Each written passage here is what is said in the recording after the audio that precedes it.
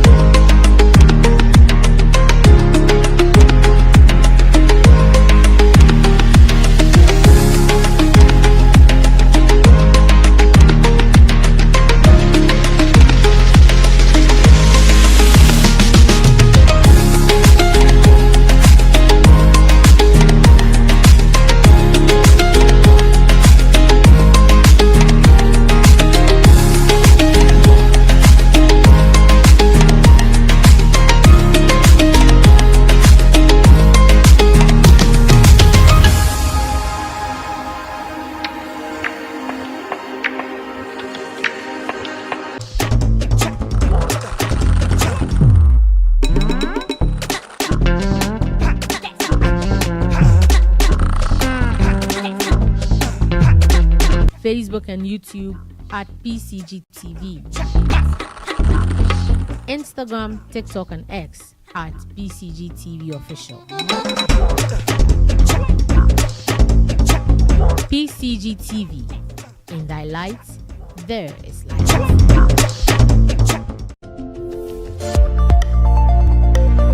Pcgtv. In thy light, there is light.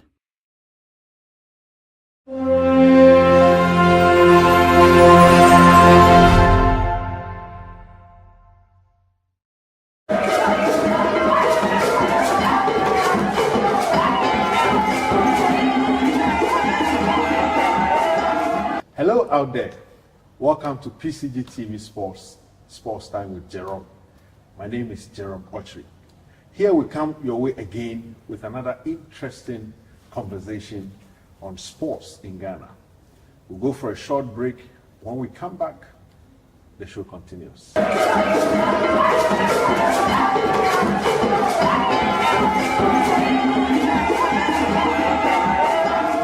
Welcome back. For our scripture for the day, I take you to Proverbs. Proverbs chapter 1, verses 7, where it is written, "Fear of the Lord is the foundation of true knowledge, but fools despise wisdom and discipline." We are not fools, and so we will not despise wisdom and discipline. We are here to learn, and my guest with me today, it's one person who has been in the sports industry for a very long time. Virtually all the time I have been alive.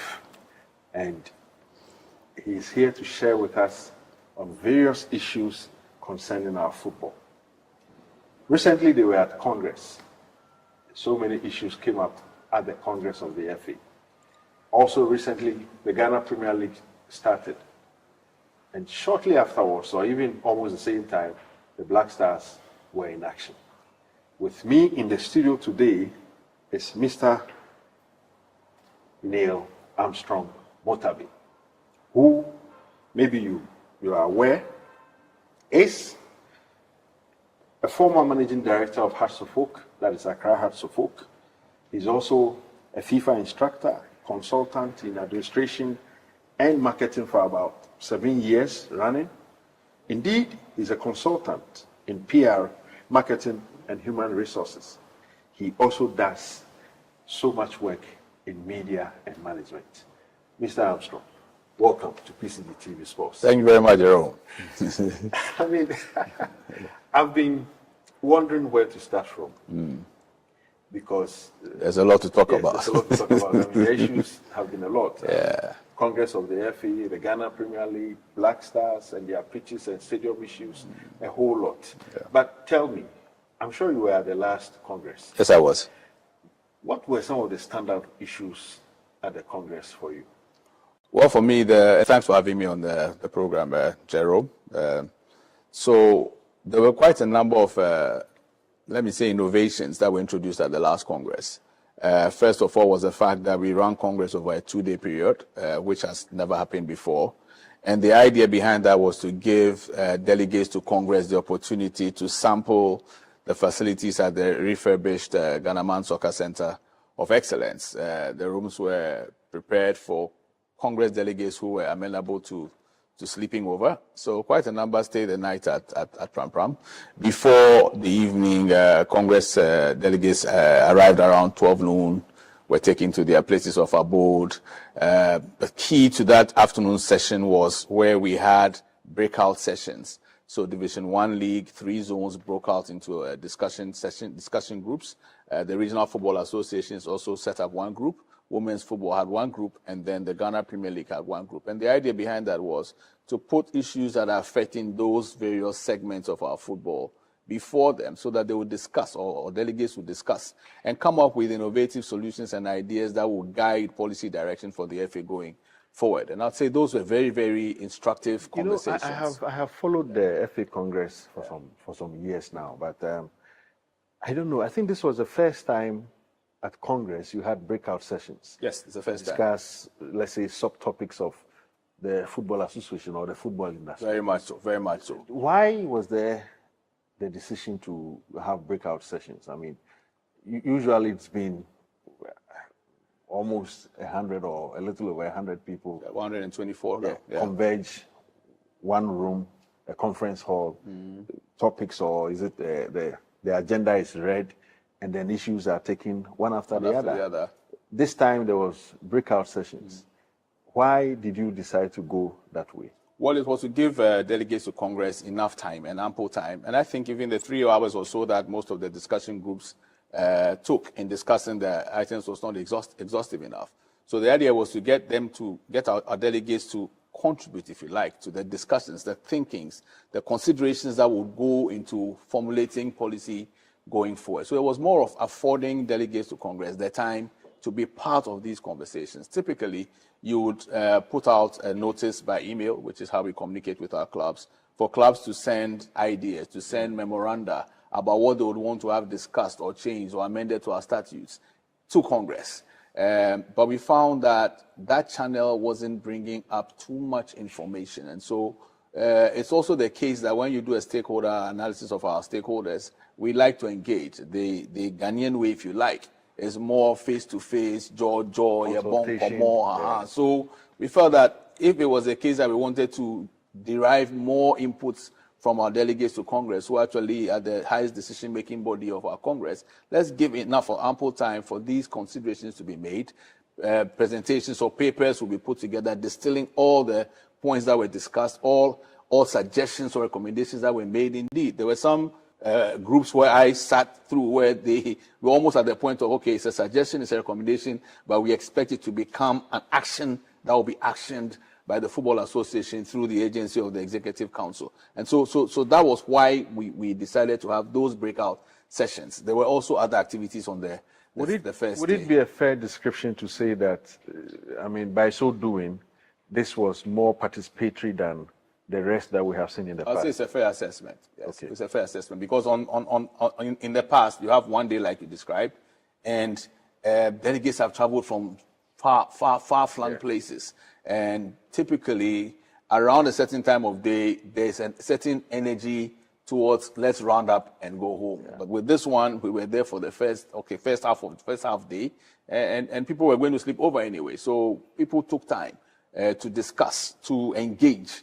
And even outside of the discussion groups, you had access to Executive Council members. If there were points that didn't come up in a particular discussion group, you could engage any of the EXCO members who were all present on day one And based upon that engagement, I think that we had a very, very rich conversation. The fear has been that you have some of these conversations in smaller groups. You put everything that is discussed on paper Together. and then submit to the authorities. Council, I mean, yes. And eventually you expect that whatever was discussed will be put into practice. Yeah. What is the chance that these breakout sessions, whatever that came out of it, would truly reflect in the ultimate decision-making of the Football Association going into the season? Well, I'll say, to answer your question directly about what's the chance, I'll say there's a very, very good chance that these will be implemented. Mind you, Congress was held, and a couple of weeks later, we started the season. And so there were positions taken or positions stated by the clubs as to how the competitions could be better managed, if you like. And so those decisions were discussed in an executive council meeting immediately following the discussion groups. And some of the elements there that in the estimation of the executive council required immediate actioning have been passed on to the director of competitions at the FA to look to begin implementing even in the coming season. And it's a continuum, if you like. I think that beyond the discussions, and like you said, whatever was distilled will be shared with delegates to Congress. EXCO would have the more or less to derive a master plan out of it or feed it into the strategic plan of the FA. But importantly, when it is that we gather again, or as we go along, you know, I am a student of performance management. Yeah. Many a time we look at year-long activities and then we gather again, we are coming to assess. I'm looking at a situation where the EXCO render a quarterly or a half-yearly report to delegates to Congress to show how far we are going with implementing some of the decisions and the recommendations that came out of those breakout sessions. So that by the time we are arriving at Congress, we're not going to be looking at a whole year review. Yes, it's a year in review, but the question is, how long do you really have to review that whole year? Yeah. And in retrospect, therefore, along the way, there will be updates. The GFA's website is there to update on these points. But your point is fair that there's got to be a certain place where we situate the outcomes of those conversations, what the decisions that arose from those conversations were, what action steps is the FA supposed to take, and then report on those action steps. I think it would be a point where delegates could actually hold the Executive Council and leadership, and indeed the administration of Ghana football, to account for whatever it is that was decided in those conversations. Interesting. You know, when you have Mr. Neil Armstrong in the studio, you can definitely bet that he's had so much, he has so much to say. We'll go for a break. When we come back, lots of questions to ask.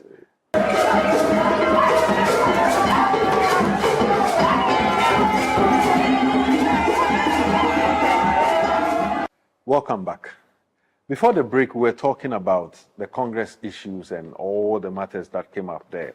Now, after the Congress, one of the things that have happened is that the league has started. And the league has started amidst some level of controversy. You can always expect controversy around the Ghana League. And here I'm referring to the fact that the league started with no clear title, or is it head sponsor for the competition. Also, the TV rights issues have also come again. Mr. Armstrong, what is it that you guys have done to our league that people say we are playing a league that is headless in terms of sponsorship? Well, I think it's a function of where actually we've taken the league to before. Okay. And so it's a case that we've had headline sponsors, not in every year since the Premier League came into being, but in a lot of the years we've had headline sponsors. And so with this particular administration, Bet Power was a headline sponsor. A couple of years or so ago, at the beginning of last season, Bet Power decided that they wanted to repurpose the resources that they were committing to supporting Ghana football in different areas, and wouldn't place all of those resources on the Premier League where they had been the headline sponsor.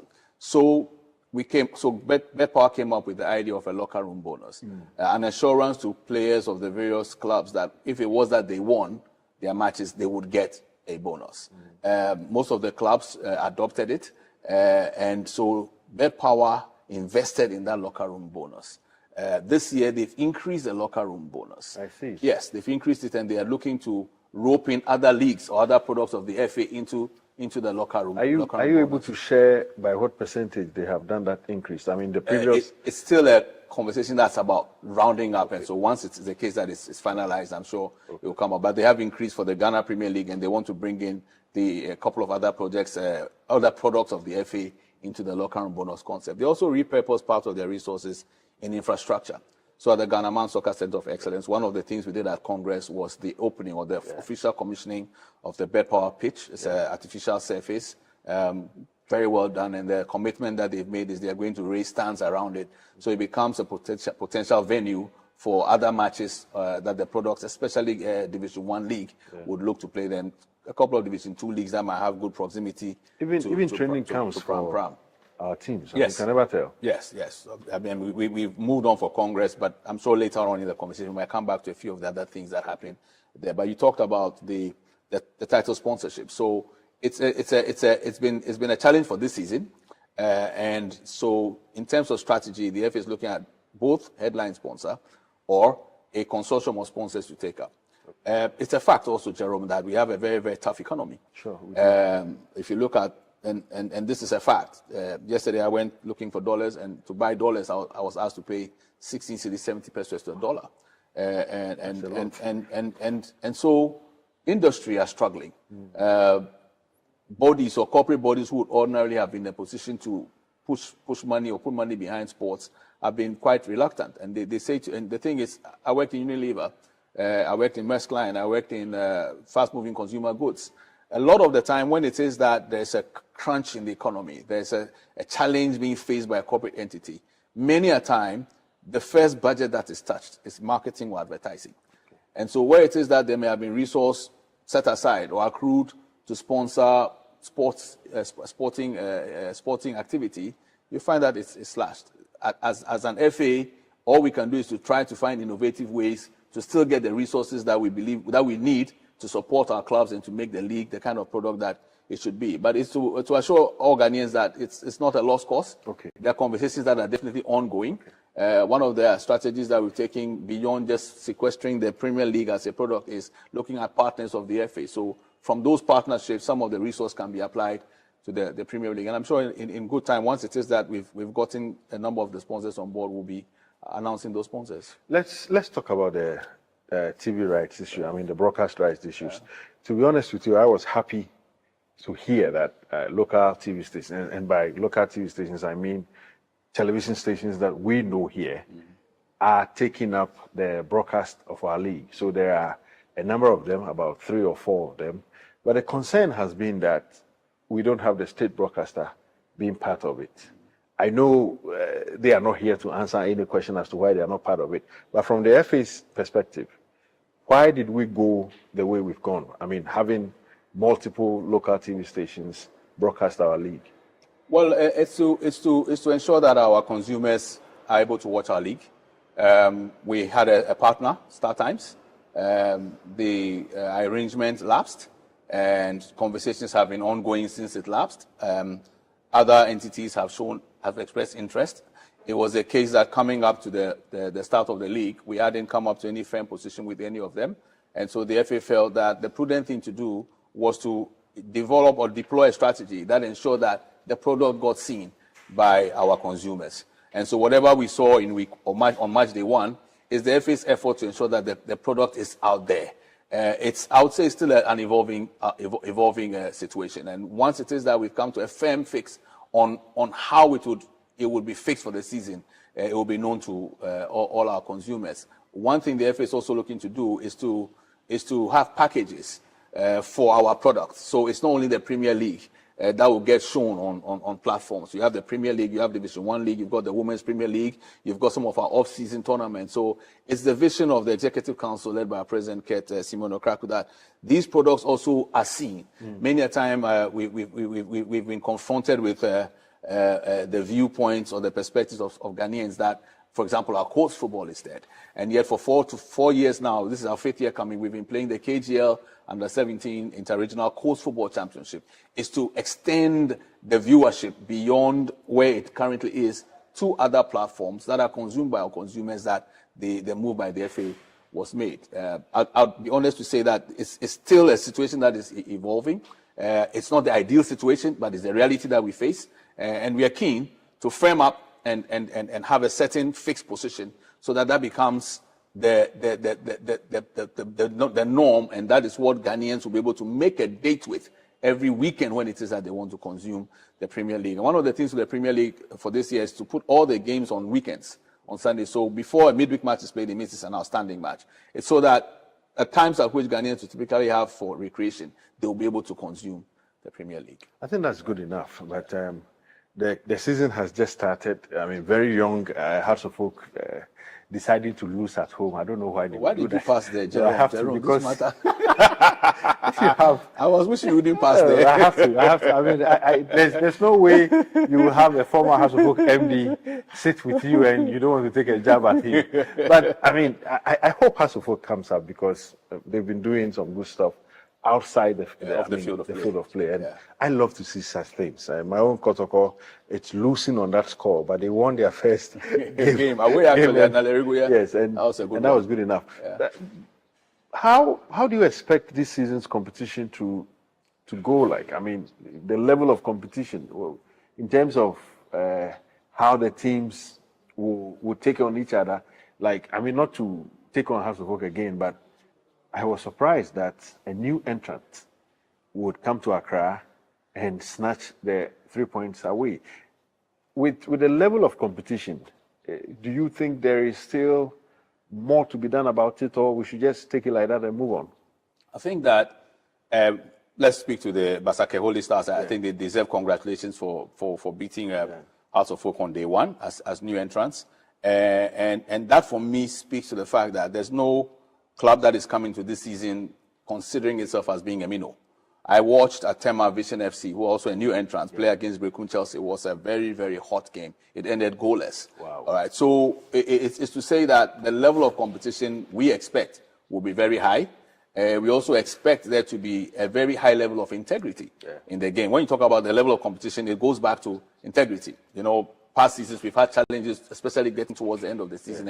And it's part of what the president mentioned at the Congress, that, for instance, matters like illegal betting, where it is that the FA hasn't licensed a betting company to place odds on our game, will be taken on strongly. So even on week one, match day one, we saw our games being put on at least 4 platforms. Yes, and our legal department is taking it up just to signal that we will not continue to allow that if it has been allowed in the past.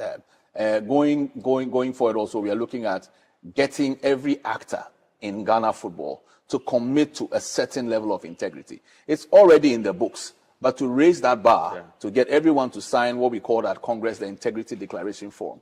EXCO members have signed it, and it's to say, where you find, for example, that there's anyone involved in the game who is indulging in match fixing or match manipulation, you would make it known. If you yourself are found to indulge in it, you'll be sanctioned. It's not like the sanctions is already there.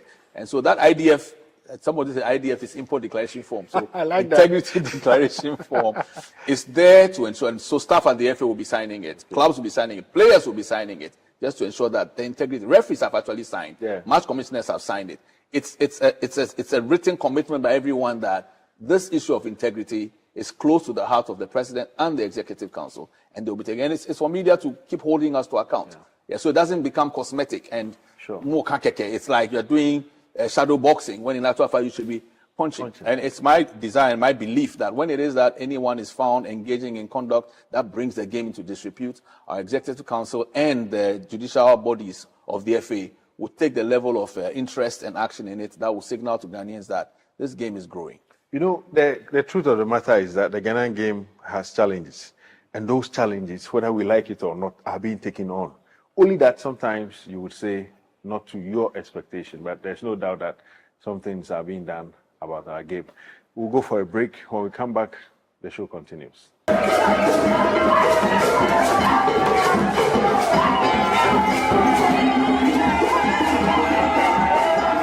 Welcome back. So we've been talking about the Congress of the FA. We went to the Ghana Premier League where we spoke about the TV right issues and the sponsorship. Now, one topical issue the last week or so has been Black Stars. Black Stars and the pitch they play on. Of course, if you have an official of the FA in your studio, you would want to take him on one of these issues and see what he also makes of these issues that have been dominating our media in the last week or so. What do you make of Black Stars now? I mean, people have been saying that the journey to getting the Black Stars to the top, where we all want to see it, perhaps win an AFCON, though has started, doesn't seem to inspire any confidence. Do you share the same view? Well, I'd say that the Black Stars and the assessment of the Black Stars is really a function of what our 33, 34 million Ghanaians see and say. Okay. So when it is that we get feedback from our critical stakeholders and supporters, it's important that we take it in good faith. And that's the posture of the FA. And when you watch it as a football purist also, there are times where you wonder what else has to be done to get this to work. Mm-hmm. It's like you see the team rising and then it just suddenly seems to ebb. I hate to be in the shoes of Coach Otto Addo at this time, because he comes in from an AFCON that didn't go well at all. We went out in the first round for the second consecutive time.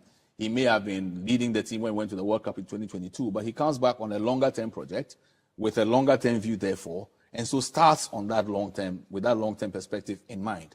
His first two competitive games, he plays against Mali away, and we win 2-1. Yeah. We come and play against Central African Republic here, we win 4-3. Yes, I mean, tough victories, but the gap between nation states, especially in Africa, has narrowed significantly. Yeah. And so when it is that you win, you take it with joy, irrespective of the nature of the win. So after those first two games, these were World Cup qualifiers. Then you come to the AFCON qualifiers. The expectation by, I believe, the coaches, players, and the entire citizenry is that we should be on an upward trajectory. We can't play against an Angola, very, very determined Angola side, very compact Angola side, create not as many chances as Ghanaians would want to see us create, but create a few. We don't take them. 95th minute, you get hit by a sucker punch. Maybe a misstep by a player, and then you get hit. It happens in football. So, okay, let's go fast forward to Niger. We go to Niger, at least as from my perspective, and I was watching with someone, I hardly ever watch football alone. I watch football in company. I mean, you're a typical football man. So you gauge the sentiment of the idea. Last house, that was the first half, and we're leading 1-0. You come second half, and then it seemed, and I just say it seemed because I wasn't there. I don't know what weather, I don't know what physical factors may have influenced what seemed like an ebbing in the tempo. And then, again, in the last 10 or so minutes of the game, we concede. Ghanaians will not be happy. Of course. Us at the FA, we can't be happy. Otto Addo will not be happy. And the players themselves know that the expectations of Ghanaians are so high, we can't afford to continue breaking our hearts. What do you think? And what do you think must be done at this point? Because I've been telling people that, look, if we say we want to fix it, then we must be patient enough to have the coaches around do the job we want them to do. Because the last 4 or 5 years we've seen chopping and changing. We change frequently, and this is the first time we are having. We are going to have a coach work at least for the next 2 or more years. 3 years, yes, and that for me is positive. What must we do? You are those in charge, but those of us at the back watching you, all of us together, what must be done to get the Black Stars perform to expectation? I'll say from the perspective of the question you asked, what must we do? It's in line with what you said, Jerome. It's for me, it's a journey of patience. We can't be impatient, and the reason why I say that is the team has gone through a lot of transitions, and like you rightly said, for the first time we have a coach that we've given a certain long-term view, and he's determined that he will make it work. So if it's about what we plead with Ghanaians to do is to have patience, definitely criticize and critique when it is that it ought to be there ought to be a critique. But the patience factor is key. We are building, and buildings don't happen overnight. So for me, it was very sad to see the scenes in Kumasi when we lost to Angola. But you see, it speaks to the frustration of the people. So whilst it wasn't a good thing, it's a communicator. It communicates to you that, and I've read, there's a scripture, I can't remember where it is. It says, the anger of the people will not lie forever. And so that's how I interpreted it at a personal level. And that's how a lot of my colleagues and the FA have also said, look, we are asking for patience yet. Yes, but it's taking very, very long. And so what Ghanaians want to see is a signal that there is a level of urgency. This morning I was walking and I was listening to a speech by Barack Obama where he was being questioned as to why he was standing for president at such a young age when he was 47. And he said that, that it was inspired, all right, by a phrase made by a previous American leader that says, the urgency of the time. Ghanaians are consumed with the urgency of these times. So in as much as we are asking for patience, they should also see that there's a certain push, all right, and an understanding that there's an urgency of the time. An urgency of a time communicated from Ghanaians who said, since 1982, we have not won an AFCON. We've been to finals, yes, we've been to semi-finals, but we've not won it. So I think what Ghanaians want to see is on the field of play. They want to see urgency. Yeah. So when it is that some way, somehow, they don't see the urgency, you can understand why they would react that way. But it's not to justify some of the things we saw in Kumasi. That's true. I mean, yes. the violence in Kumasi, we all have to condemn it. It's not something we should entertain at all. Where football has gotten to, you don't do these things and get away.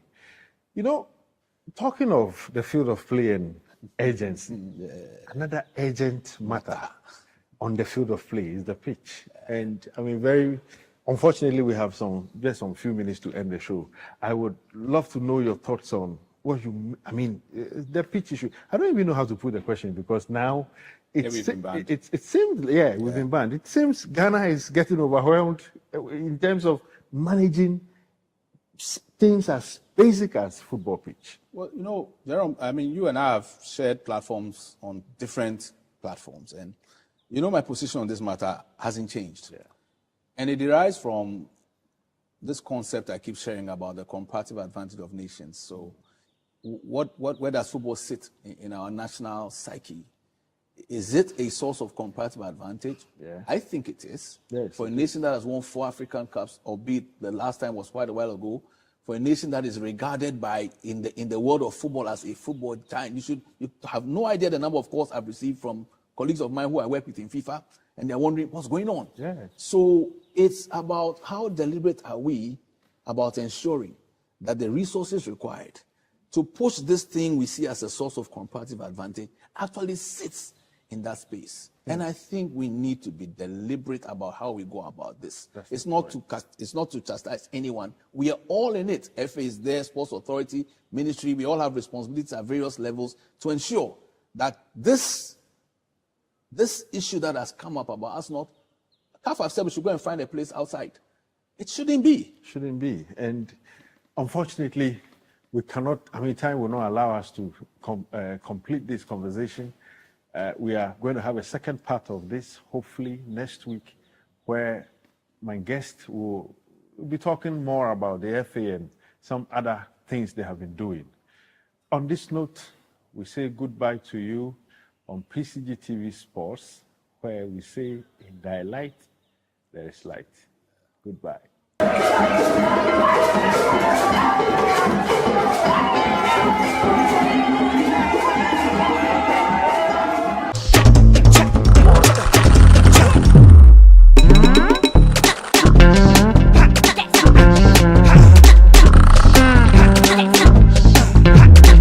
Facebook and YouTube at Pcgtv. Instagram, TikTok, and X at Pcgtv Official. Pcgtv.